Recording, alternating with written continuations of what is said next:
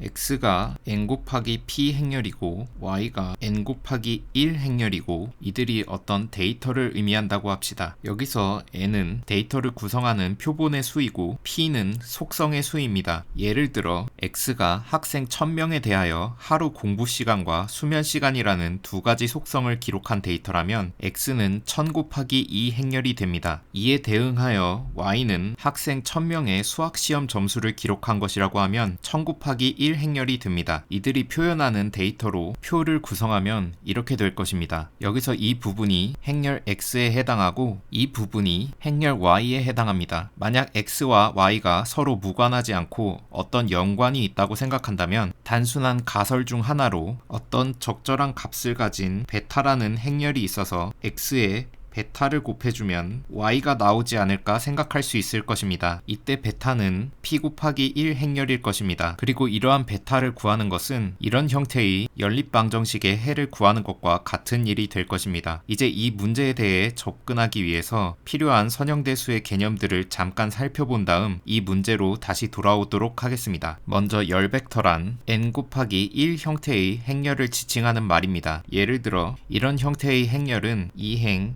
1열의 행렬인데 이것을 달리 말하면 2차원 열벡터라고 부를 수 있습니다. 만약 x라는 행렬이 이런 형태의 행렬이라면 첫 번째 열을 묶어서 하나의 벡터로 또 두 번째 열을 묶어서 하나의 벡터로 볼 수 있고 이에 따라 x라는 행렬을 이 두 개의 열벡터가 나란히 붙어 있는 것으로 볼 수 있습니다. 그리고 열 공간이란 행렬의 열벡터들로 구성된 공간을 말합니다. x가 이런 행렬이라면 이런 두 개의 열벡터로 구성되었다 볼 수 있고 여기서 x의 열 공간은 c1 곱하기 x의 첫 번째 열벡터 더하기 c2 곱하기 x의 두 번째 열벡터를 합한 벡터를 모두 모은 것으로 c1, c2는 임의의 실수가 됩니다. 그리고 이 x의 열 공간을 기호로 cx와 같이 표기합니다. 2, 3과 같은 값을 가진 이 열벡터는 2 곱하기 1, 0 더하기 3 곱하기 0, 1로 표현될 수 있으므로 x의 열 공간의 원소가 됨을 알 수 있습니다. 그리고 임의의 실수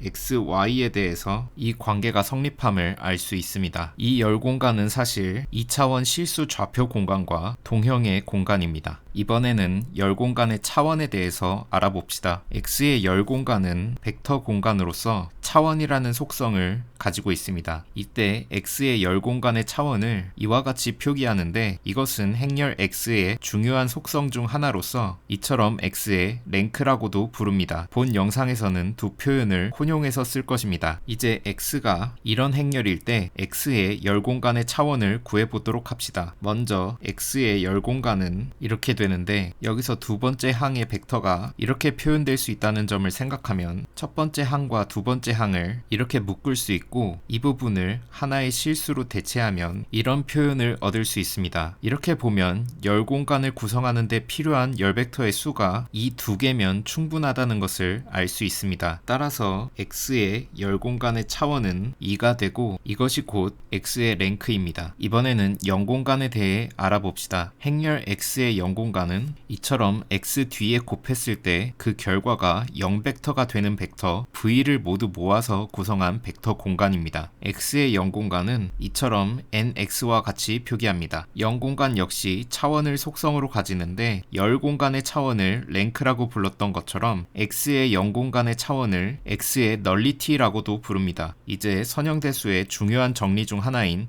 랭크 널리티 티어렘에 대해서 알아봅시다. x가 n 곱하기 p 행렬일 때 x의 랭크, 즉 x의 열 공간의 차원과 x의 널리티, 즉 x의 영 공간의 차원의 합은 p와 같다는 것이 이 정리의 내용입니다. 차원이 0 이상의 정수라는 점을 생각하면 x의 랭크는 0 이상 p 이하일 것이고 x의 널리티 또한 그럴 것입니다. 이제 예를 들어 x가 3 곱하기 3 행렬이라 한다면 x의 랭크의 범위는 이와 같을 것입니다. 만약 x의 널리티가 0이라는 사실을 알게 됐다면 랭크 널리티 티오렘에 의해서 x의 랭크는 3이라는 사실을 바로 알 수 있습니다. 그런데 이는 3 곱하기 3 행렬 x가 가질 수 있는 랭크의 최대값입니다. 이때 x가 풀 랭크를 가졌다고 표현합니다. 여기서 중요한 사실 하나는 x가 n 곱하기 n 정방 행렬일 때 풀 랭크를 가졌을 경우 x의 역행렬이 존재한다는 것입니다. 이번에는 행렬 곱의 의미에 대해서 생각해 봅시다. x가 이런 행렬이고 2차원 벡터가 이런 형태로 주어졌을 때 둘의 곱을 생각합시다. 행렬 곱의 연산 규칙에 따라 계산하면 이런 결과가 나옵니다. 그런데 이것을 이 두 수로 이루어진 열 벡터와 또 이 두 수로 이루어진 열 벡터의 결합으로 해석하면 행렬 곱을 이런 연산으로 해석할 수 있습니다. 이 벡터가 x의 첫 번째 열 벡터에 해당하고 이 벡터가 두 번째 열 벡터에 해당합니다. 일반적으로 생각해서 x가 이런 p개의 열 벡터들의 나열이라고 할 때 이런 p차원 열 벡터가 있어서 둘을 곱한 결과는 이런 연산의 결과인 것으로 해석할 수 있습니다. 이제 x의 열 공간에 대해서 다시 생각해 봅시다. x의 열 공간은 이런 원소들로 이루어진다고 했습니다. 여기 이 표현이 이 행렬곱과 같은 연산이라는 점을 생각하면 x의 열 공간을 이렇게 표현할 수도 있다는 사실을 알 수 있습니다. 이제 x 곱하기 베타는 y라는 초기의 문제로 돌아옵시다. x는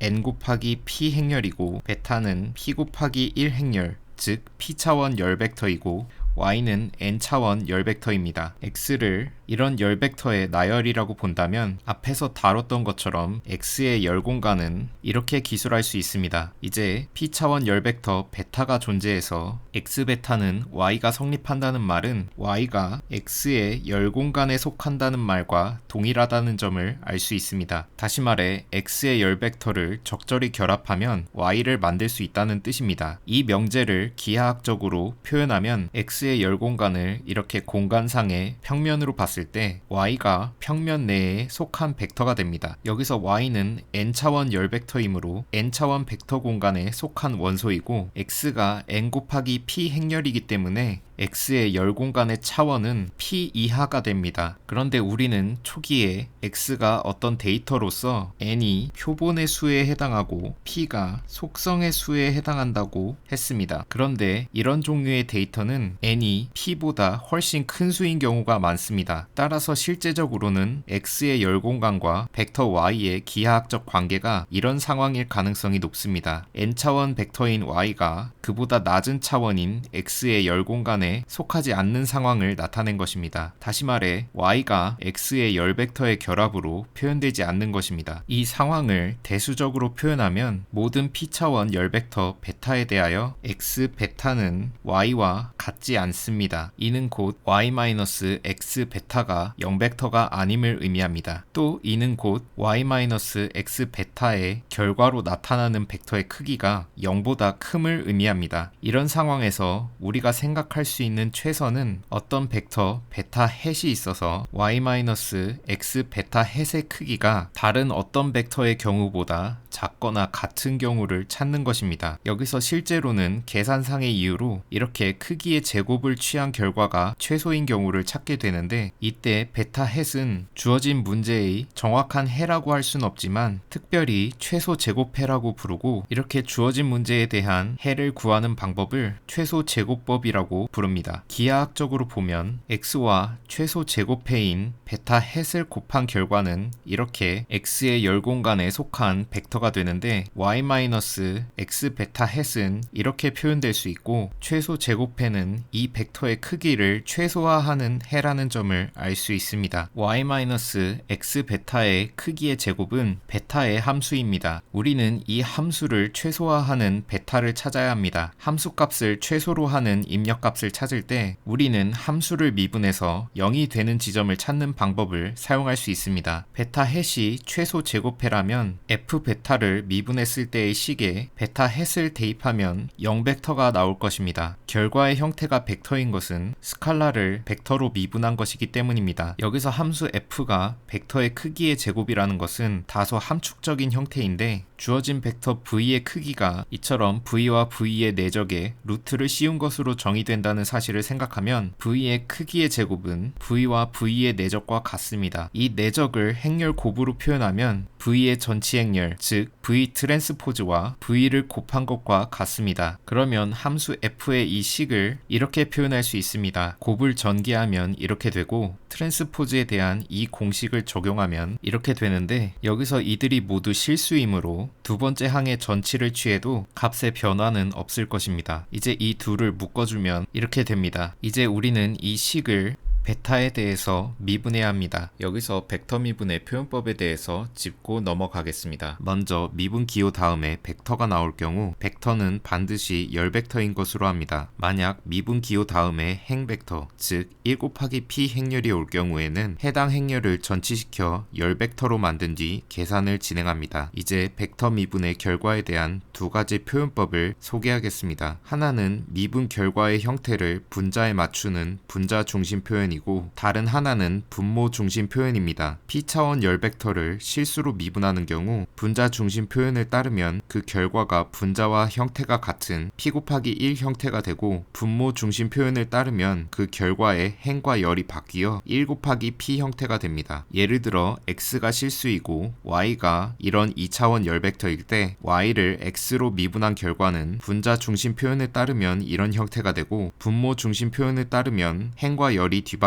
이런 형태가 됩니다. 이번엔 반대로 실수를 P차원 열 벡터로 미분하는 경우를 생각해 봅시다. 이 경우에는 분모 중심 표현을 따르면 그 결과가 분모와 형태가 같은 P 곱하기 1 형태가 되고, 분자 중심 표현을 따르면 그 결과의 행과 열이 바뀌어 1 곱하기 P 형태가 됩니다. 예를 들어 X가 이런 2차원 열 벡터이고 Y가 실수라 하면 Y를 X로 미분한 결과는 분모 중심 표현을 따르면 이렇게 되고, 이 결과를 A라 한다면 분자 중심 표현을 따른 결과는 A 트랜스포즈가 됩니다. 마지막으로 P차원 열 벡터를 Q차원 열 벡터로 미분한 결과는 분자 중심 표현을 따르면 P 곱하기 Q 형태가 되어 분자의 행의 수와 미분 결과의 행의 수가 일치하고, 분모 중심 표현을 따르면 Q 곱하기 P 형태가 되어 분모의 행의 수와 미분 결과의 행의 수가 일치합니다. 예를 들어 X와 Y가 이런 2차원 열 벡터라 하면 Y를 X로 미분한 결과는 분자 중심 표현을 따르면 이렇게 됩니다. 분자인 Y의 1행에 Y1이 놓여져 있으므로 미분 결과에서도 1행의 분자에 Y1이 놓여져 있는 것을 알 수 있고, 또 Y의 2행에 Y2가 놓여져 있으므로 미분 결과에서도 2행의 분자에 Y2가 놓여져 있는 것을 알 수 있습니다. 이 결과를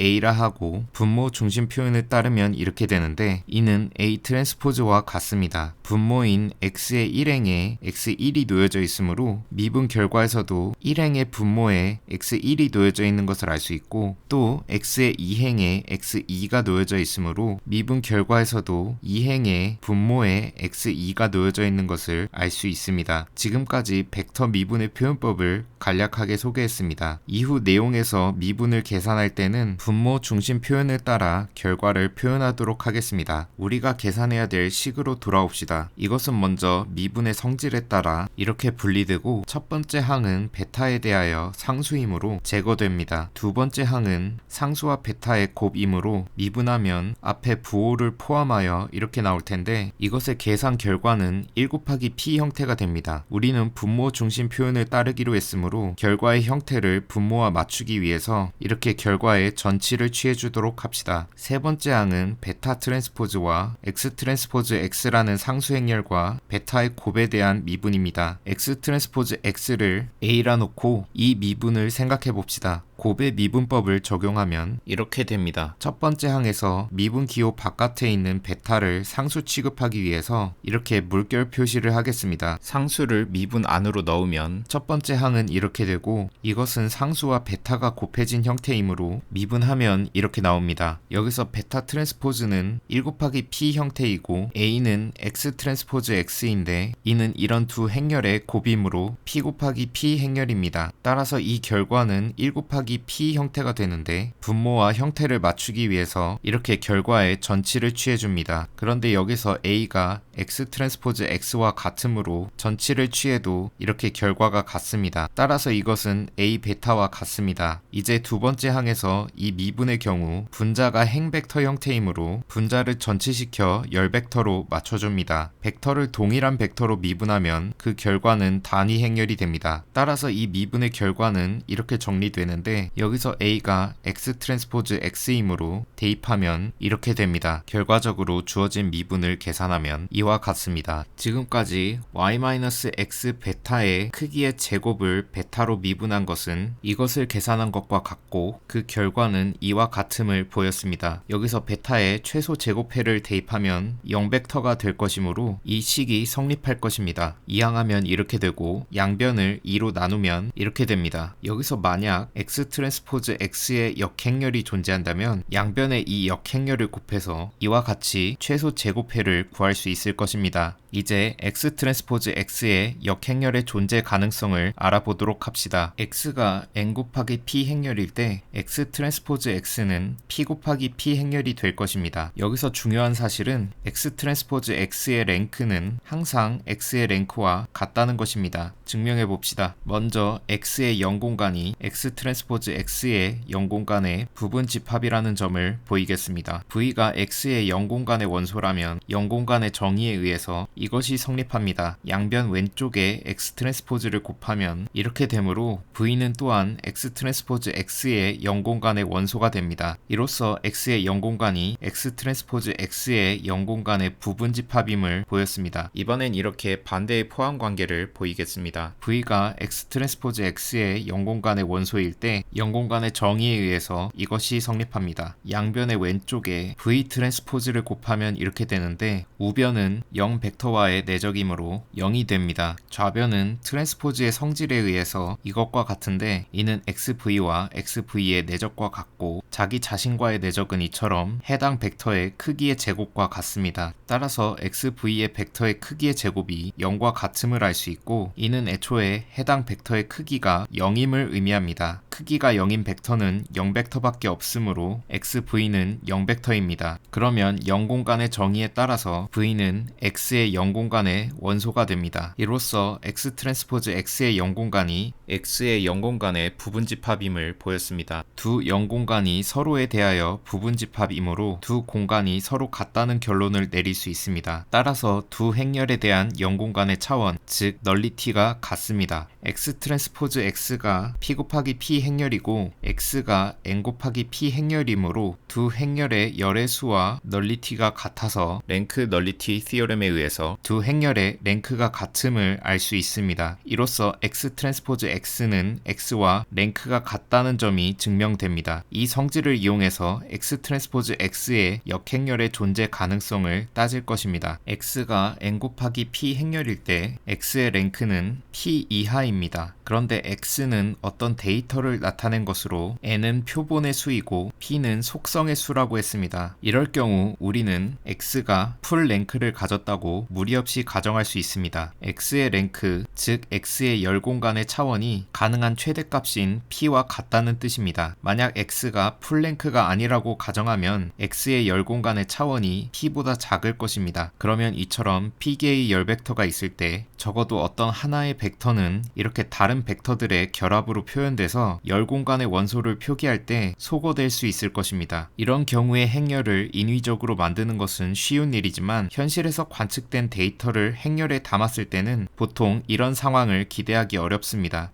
특정한 속성을 인위적으로 생성해낸 것이 아니라면 관측값들의 어떤 속성이 다른 어떤 속성들의 결합으로 정확하게 구해지는 상황을 기대하기 힘들기 때문입니다. 따라서 현실적인 이유로 x를 풀랭크라고 충분히 가정할 수 있습니다. 그런데 우리는 x 트랜스포즈 x의 랭크가 x의 랭크와 같음을 증명했습니다. 따라서 x가 풀랭크라는 것은 x 트랜스포즈 x가 풀랭크임을 의미합니다.